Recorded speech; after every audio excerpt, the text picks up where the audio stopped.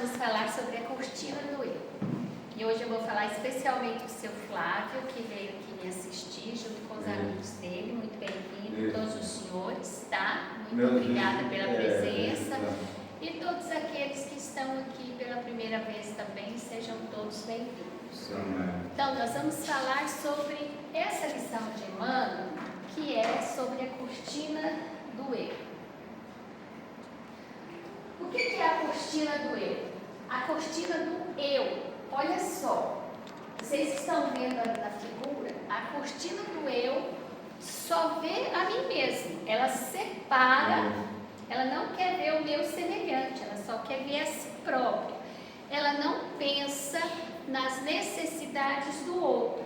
Então, o Emmanuel traz para nós uma reflexão sobre o nosso autoconhecimento. O que eu estou fazendo aqui nesse mundo? Qual que é a minha função aqui? Eu sou importante?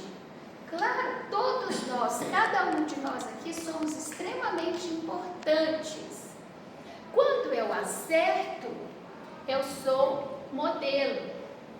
Quando eu erro, eu preciso ser ajudado. Porque esse mundo é uma escola onde todos nós somos aprendizes e professores. Então, é a cortina que nos afasta e nos impede de ver as coisas importantes da vida, quando eu fico fechado apenas dentro de mim mesmo. O Emmanuel, que é o autor espiritual desta fala, ele diz para nós, ele nos chama a atenção na lição, vocês viram, a Benta leu bem devagarzinho, sobre o mito de Narciso. Todos nós aqui ouvimos falar de Narciso, né? Narciso, na mitologia grega, a versão mais conhecida dele é contada pelo poeta romano Ovídio, em sua obra Metamorfose. Diz o mito de Narciso que ele era filho da ninfa Piríope e de Céfiro. Então, ele era filho de uma ninfa e de um deus. Então, certa vez, quando Narciso ainda era uma criança, sua mãe foi procurar um adivinho, Tiresias, e perguntou para ele: será que meu filho vai ser feliz? Será que ele vai ter vida longa? Porque desde pequeno ele era alvo de muita cobiça, porque ele era muito bonito. E aí a resposta que ele deu para ela ficou mais perturbada ainda. Ele respondeu para ela: ele só viverá muito se não se conhecer. Porque se ele se conhecer, ele vai morrer. Então, desde pequeno, Narciso era muito cobiçado pela sua beleza, tanto por homens quanto por mulheres, né?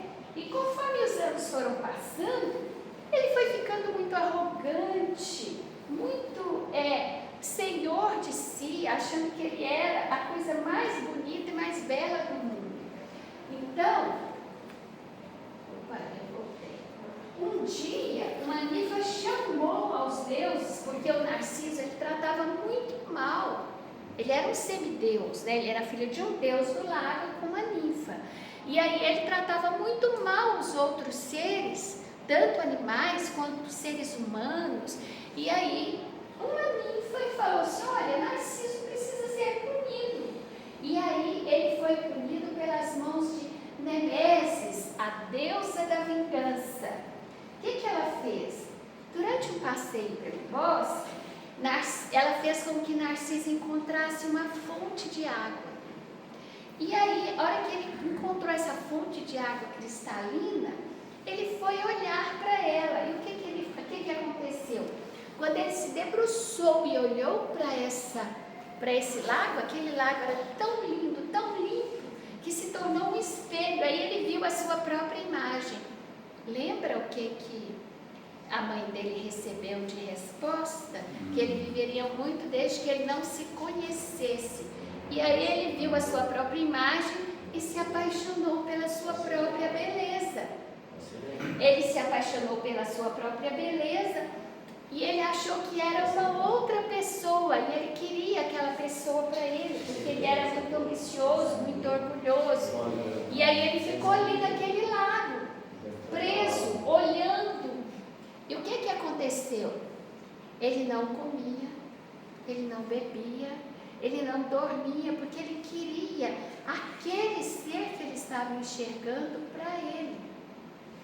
E o que aconteceu? Narciso morre ali. E diz o mito que onde ele morre, nasceu uma flor, essa flor que eu coloquei aí para vocês, né? E essa flor é chamada Narciso. Muita gente aqui deve conhecê-la e cultivá-la, não é? Então, Narciso é a personagem que pratica admiração excessiva por ele mesmo. Então, quando a gente diz, fulano é narcisista, é porque ele só pensa nele mesmo. Ele adora a si mesmo, ele quer sempre ser atendido em todas as coisas. Então, Narciso é o símbolo máximo da vaidade. Segundo Freud, né, o grande psicólogo, essa patologia é quando a pessoa fortalece seu ego de desejos. O narcisista, em geral, são pessoas egocêntricas e solitárias. Solitárias, porque ela é incapaz de ver a beleza no outro, a verdade. Então, quando nós não nos mostramos abertos às coisas novas, a compreender a diversidade, a compreender o outro, nós somos egoístas. Quando temos uma necessidade constante de sermos admirados, sermos o centro da atenção, quando buscamos sempre a reafirmação de nós mesmos, você está certo, olha, tudo que você faz é perfeito. Então, essa cortina do eu é o egoísmo. O que nos afasta do desenvolvimento, do aprendizado, do sucesso, enfim, de nosso progresso moral. Porque eu nunca aceito a opinião do outro. Eu nunca aceito o que o outro sabe fazer.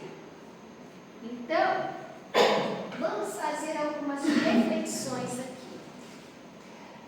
O aprendizado, ele pode se dar a partir da gente fazer uma reflexão. O que significa uma janela? Uma janela é o vidro que nos permite olhar o mundo lá fora, não é mesmo? Agora, e o espelho? O que é o espelho? O espelho é um vidro no qual existe um anteparo que nos impede de ver além do eu. O espelho, ele geralmente está numa parede, ele está numa porta, né? Ele nunca se abre. O espelho é só a mim e a minha própria visão. Então, o espelho é a representação da cortina do eu, que nos impede de enxergarmos o que possa estar além de nós. A janela não. A janela, ela nos permite, às vezes a janela reflete nossa imagem, mas ela também mostra o que está lá fora. O espelho não, ele só reflete a nossa própria imagem, não nos permite ver além. Então, e no livro dos Espíritos, a questão 895, diz o seguinte: qual o sinal mais característico da imperfeição humana? E a resposta dos Espíritos é o interesse pessoal. E todos nós passamos por isso. No começo, a gente pode até ter só um interesse pessoal, mas água mole em pedra dura, tanto bate até que fura. Se você persiste na prática do bem, mesmo sendo para aparecer, a espiritualidade acha um jeito de despertar você para fazer com que você veja que você é importante para o outro e que o outro também é importante para você. Porque preso à cortina do eu, podemos até possuir virtudes, mas elas são limitadas, não nos faz ver além. Buscamos apenas o que queremos. E será que o que queremos é o melhor para nós? Então eu faço a seguinte pergunta. Reflexão. Antes da gente ficar lamentando que as coisas estão ruins para mim, que nada dá certo para mim, que tudo acontece comigo, pare e pense. Será que nós não estamos buscando aquilo que não é para nós? Porque o que é para nós é tranquilo, está no nosso caminho. Mas às vezes eu fico querendo o que é do outro, não é? Então, a inteligência e disciplina pode servir com eficácia ao crime organizado, não é mesmo? Então, não adianta ter só inteligência, disciplina, conhecimento. Tudo isso pode servir também às coisas negativas. Essas virtudes, então, nos afastam da essência quando elas são mal dirigidas, quando elas são mal organizadas na nossa vida. Por isso, Deus nos coloca em grupo para que tenhamos aquelas pessoas que apontem o nosso erro. É importante que a gente saia de dentro de si do nosso egoísmo e percebamos que aquele também que descasca a nossa ferida, ele é importante na nossa vida, porque ele nos mostra aquilo que eu não estou querendo enxergar. Se buscamos o que seja bom somente para nós, esgotaremos os recursos naturais e espirituais do mundo. Já pensou se eu pensar só em mim? Agora, se o fizermos em prol de todos, esses se multiplicarão e serão capazes de prover com fartura a todos. Mahatma Gandhi nos disse: nosso planeta foi preparado para prover nossas necessidades, não a nossa cobiça, o nosso egoísmo. Então, diante de algumas coisas, vamos pensar como são os nossos comportamentos. Quando a gente vê uma flor muito bonita, a gente está passando no caminho e vê uma flor, qual que é o nosso primeiro impulso? Arrancá-la, pegá-la para nós, não é? Não gosto que não. Uma árvore carregada de frutos ainda verde. O ímpeto das pessoas é apedrejar e pegar antes que alguém pegue. Mas não está pronto, não está verde. Uma chamada para receber doação em uma área pública ou do terceiro setor. Faz uma fila enorme. As pessoas nem se preocupam se elas precisam mesmo daquilo. Elas vão lá para a fila. Elas não pensam, será que eu realmente estou necessitando desta doação? Não é? Uma colega minha me contou, certa vez, que ela ficou muito encantada. Ela morou alguns anos na Holanda. E lá tem um inverno muito rigoroso, muito frio. E aí as pessoas precisam usar muitos aquecedores de suas casas.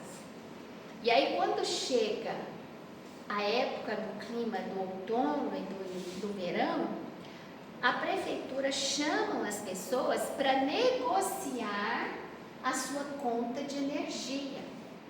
Então faz 3 filas dentro da prefeitura, para quem pode pagar, para quem precisa dividir e para quem não consegue pagar absolutamente. Se fosse no Brasil, as 2 primeiras filas que eu falei estariam vazias. Se tem a alternativa de não pagar de jeito nenhum, ninguém pensa no outro. Ora, se eu posso pagar, eu vou pagar, porque outras pessoas que não podem precisam se beneficiar dela. Não é assim que a gente faz aqui na Casa do Caminho? Então, nós nos juntamos enquanto uma sociedade religiosa para oferecer a outros um pouco do que nós temos. Nós não somos ricos. A diretoria da Casa do Caminho, os administradores, não somos ricos. Somos seres humanos que estamos desenvolvendo a nossa consciência para a dignidade humana. Nós não somos perfeitos, nós estamos nos unindo para exercitar essa perfeição. Isso para até interpretar acostumado aqui. Então, olha só. Quando tem uma liquidação numa loja, você está dentro do supermercado e de repente fala assim: manteiga de leite a R$1,50. Sua geladeira tem 16 pacotinhos de manteiga de leite. Você foi com uma lista e na sua lista não tem manteiga de leite. Mas você sai correndo para pegar aquela oferta, porque é uma oferta. Mas é uma oferta para você? Não. É uma oferta para quem está precisando, para poder pagar menos, para comprar outros víveres, tá? Então, quando acendemos uma luz, quem será o primeiro a ser iluminado? Né? Quando nós acendemos uma luz, então nós temos que ter essa compreensão. Olha o que a música do Caetano fala para nós. Quando eu te encarei frente a frente, não vi o meu rosto. Chamei de mau gosto que vi, de mau gosto o mau gosto. É que Narciso acha feio o que não é espelho.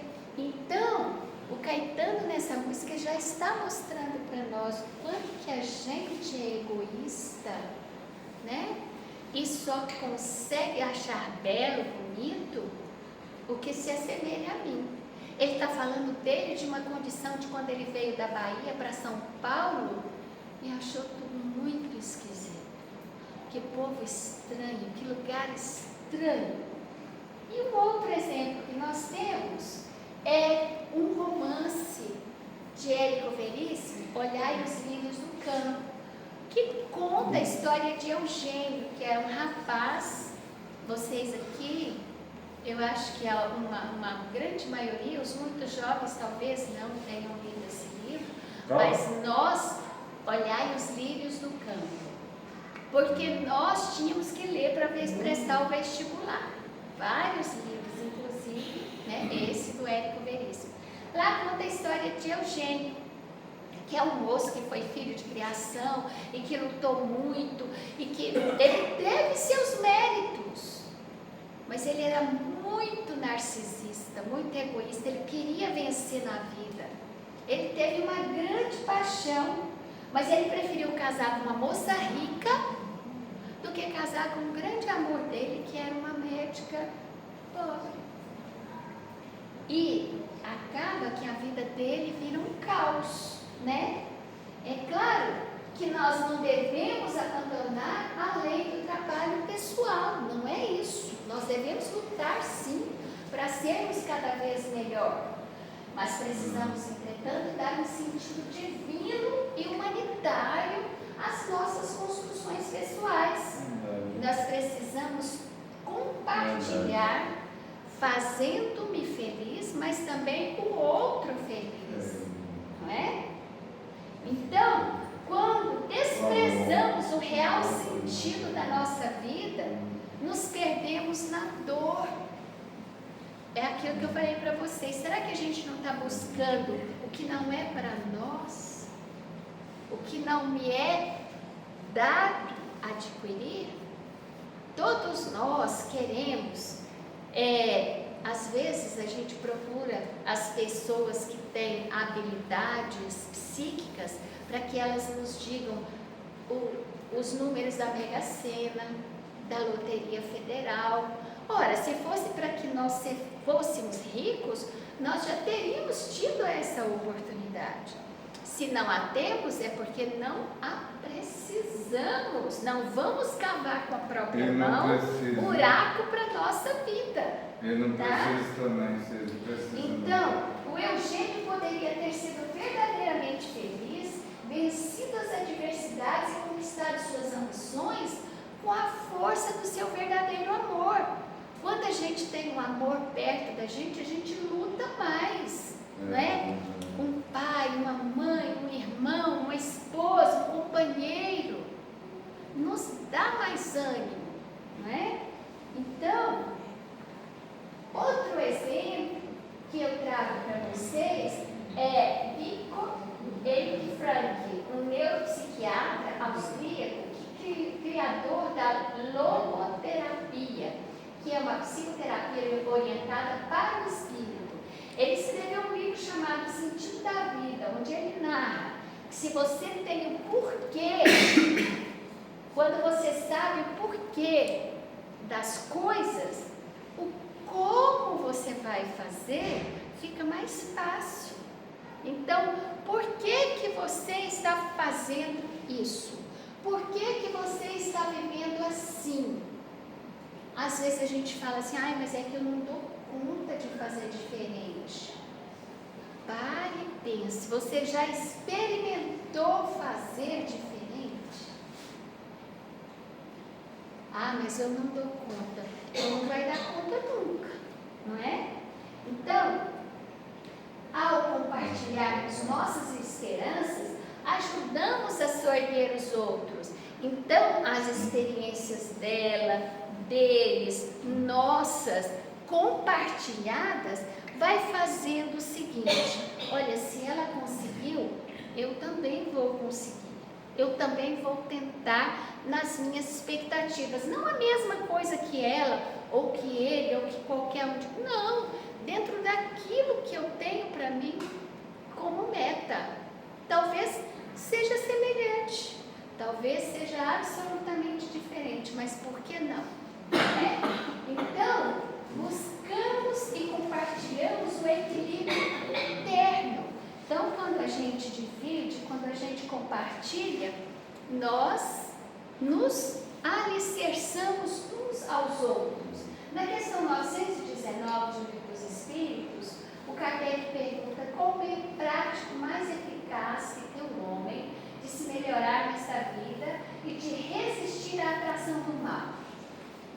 E os Espíritos respondem: conhece-te a ti mesmo. Conhece-te a ti mesmo. Nosso futuro é o reflexo do que semeamos no presente. Não há incerteza nessa afirmação. A coisa que nós mais sabemos é que a semeadura é livre, mas a colheita é obrigatória, não é? Às vezes nós não somos capazes de ver as pessoas que estão sofrendo hoje, nós não vamos ver. Às vezes nós vamos, nossa, coitado, é uma pessoa tão boa, por que ele está sofrendo? Nós não vimos semear. Ele pode ter semeado em outra vida, ou em outro momento da sua vida em que nós não estávamos junto com ele. A colheita é obrigatória, né?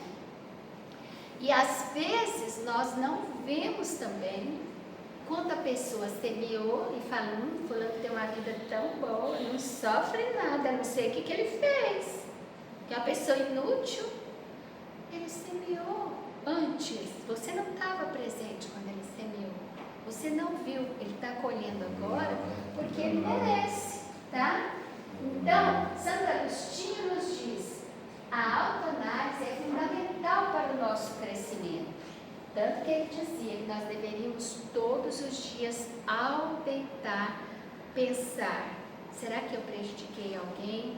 Será que eu me prejudiquei muito hoje? Será que eu cometi muitas bandeiras para comigo mesmo? Porque se eu me autoconheço, eu vou tratar melhor o outro, porque eu vou saber que o outro tem as mesmas limitações que eu. Mas é fundamental que não nos percamos nesse espelho, mas que busquemos a janela para além do eu.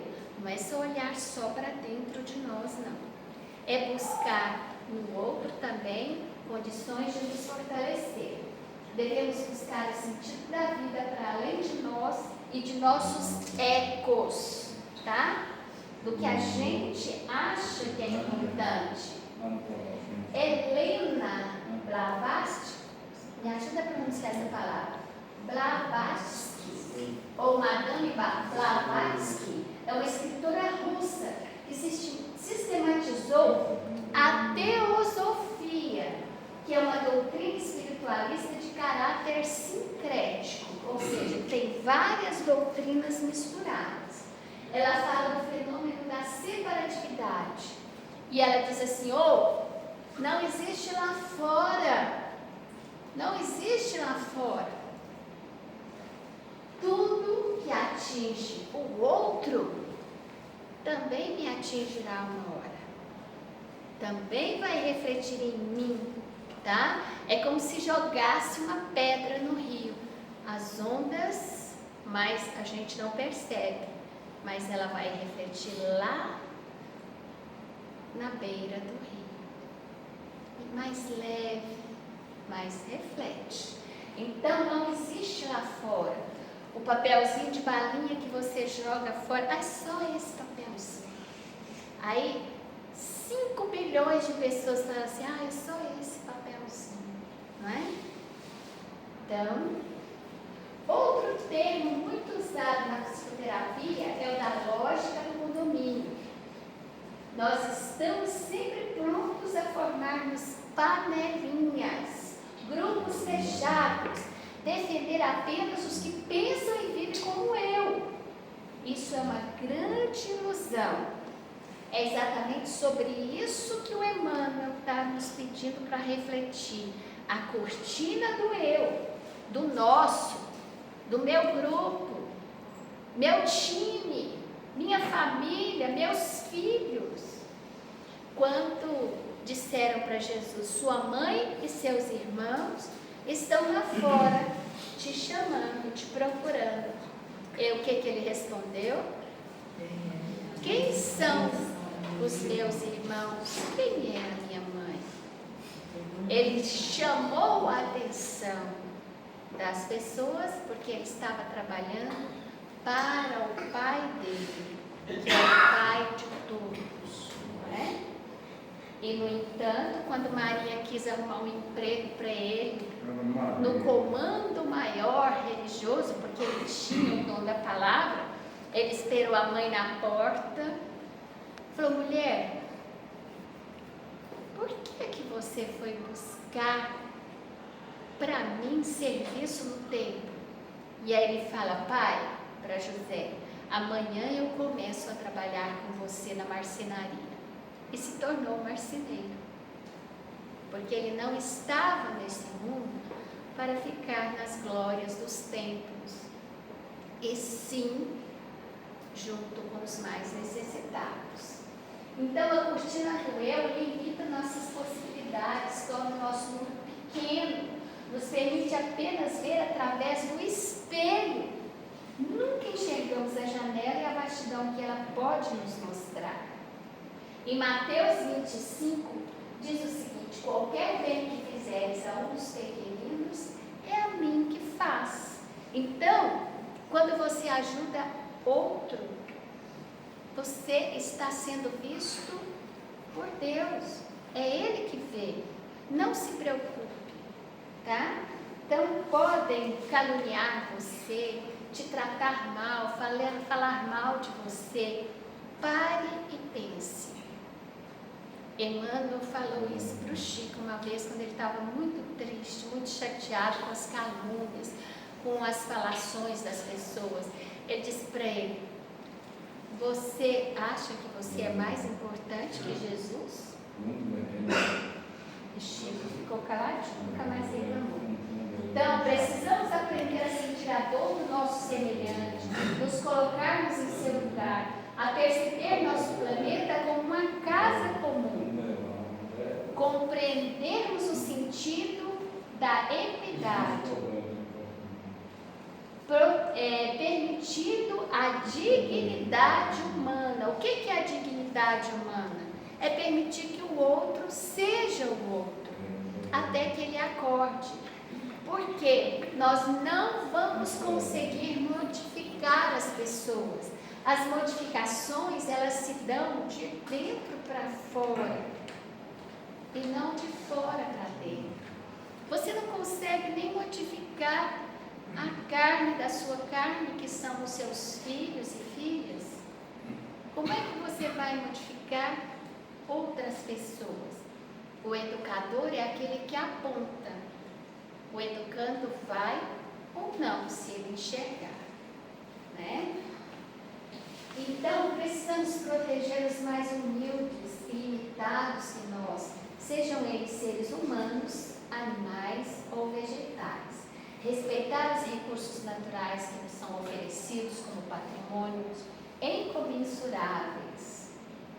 Compreender a humanidade como sendo uma família na semelhança ou diversidade, pois somos todos, prestem bem atenção nessa frase, espíritos vivendo uma experiência necessária e possível.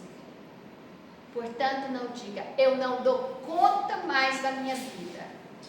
A sua vida é importante, necessária e possível.